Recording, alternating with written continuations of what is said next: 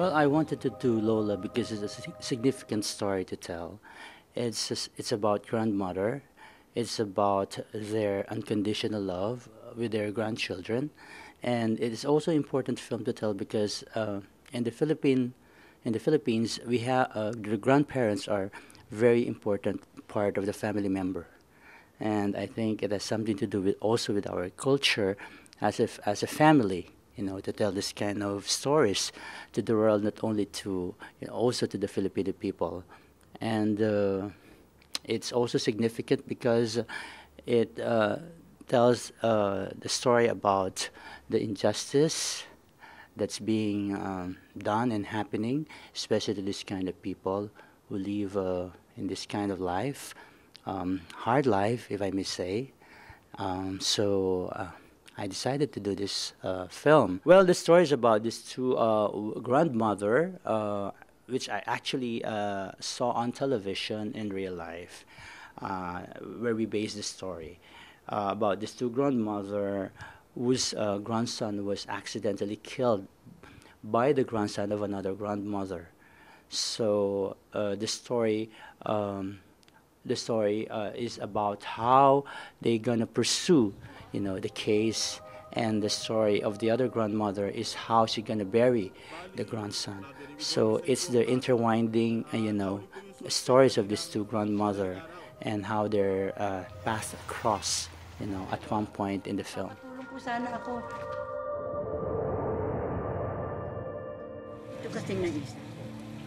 Ipiprenda ko. Actually, I initially conceptualized this film 3 years ago when I was doing Foster Child. But at the time, I didn't have any producer who was interested to do this film because, as you very well know, it's not really usual to do a film about old people, about grandparents, most especially in the Philippines. So after winning in Cannes last year, I took that opportunity to really, look for a producer and ask my producer, actually, is my producer in Kinatay, to do this film. Sydney Film Festival is one of the oldest festival in the world. It's now on its 54th year. And it's significant for me because I think my film is one of the first, or if not the first, Filipino film to compete in Sydney. So that in itself is an achievement for me. And to belong, with these great filmmakers who are also here is already a big honor and a prestige for me. May pandagdag tayo sa buro.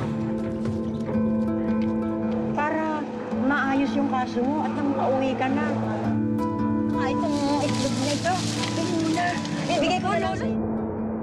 It's important for me to, especially to film this film during the rainy season in the Philippines, because it's not only I didn't only use the weather or the rain or the water as a metaphor, but I also use it as part of the whole environment because the whole part of the story. Because in the Philippines, whenever it's rainy season, there's always flood. So and I wanted to that story to happen during the rainy season when it's flooded, and it's hard for these people, the senior citizen, to do their thing. And I think that was also very important in the story, that in this kind of weather, in this kind of situation, you have these two old people trying to, to move on with their life, trying to solve something that's not even their problem, but it's a problem of their grandchildren. I came here actually, I also want to watch films, and not so much about looking for producers or co-productions, but more of as an audience. Sometimes I also want to, feel like an audience, like an ordinary moviegoer. Sometimes I'd like to stop thinking like a filmmaker. And Sydney is a very nice city. I've been here once, and I'm always looking forward to coming back here because despite of the weather, it's cold, but the people are very warm. So I love it here. Well, the film hasn't been shown commercially in the Philippines yet. but I've shown it to several schools already. I've had several special screening, and yeah, most people came to see the film. It's very hard to show this kind of films commercially in the Philippines because you have to, number one, you have to go to censorship. Number two, you have to do a lot of promotions and publicity to show it in a commercial theater, and I cannot really afford that because I'm also the producer of this film.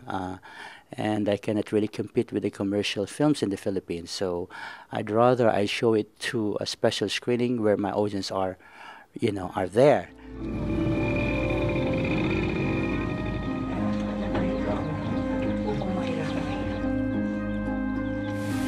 Ano kaya kung tanggapin na natin yung amicable settlement ng matanda? Gusto ko sana maayos naman ang buhay niya bago ako mamatay.